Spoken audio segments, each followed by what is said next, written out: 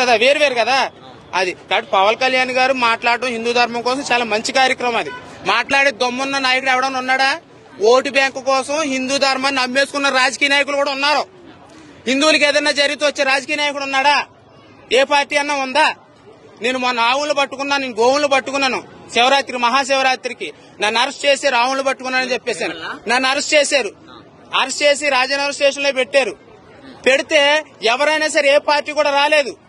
ఒక BJP party నాయకులు వచ్చి ఆవిడ నిజంగా ధర్మ ప్రకారంగా ధర్మంగానే పనిచేసింది, ఆవిడ చట్టపరంగా పనిచేసింది, ఆవిడ ఎందుకు అరెస్ట్ చేస్తారని చెప్పేసి నన్ను బయట తీసుకొచ్చారు. ఉన్న పార్టీ నాయకులు ఎవరైనా వచ్చారా?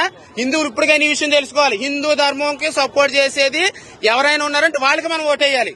నానా చెత్త పార్టీలకి వేయకూడదు ఓటు.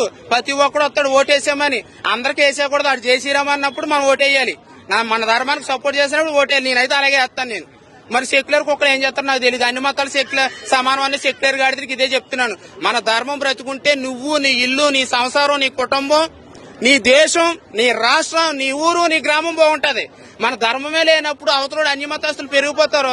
మనల్ని వేసేస్తాడు, మన ఆస్తిని దోచేస్తాడు, కబ్జా చేసేస్తాడు. తర్వాత అప్పుడు మనం ఎంత నోరు కొట్టుకున్నా సరే నువ్వు మిగలు, నీ కుటుంబం మిగలదు, నీ కులం కోసం గజ్జికి గోక్కుంటావు కదా, ఆ కులం కూడా ఉండదు.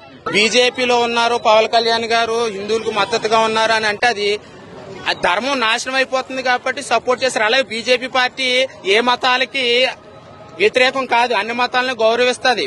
కావాలని బీజేపీ ప్రభుత్వం తొక్కేయాలి, దేశం డెవలప్మెంట్ అవుతుంది, వాళ్ళ మత మార్పిడిలకి గురి అవ్వకుండా చేస్తున్నారని చెప్పేసి అని బీజేపీ పార్టీ మీద బురద జల్లుతున్నారు.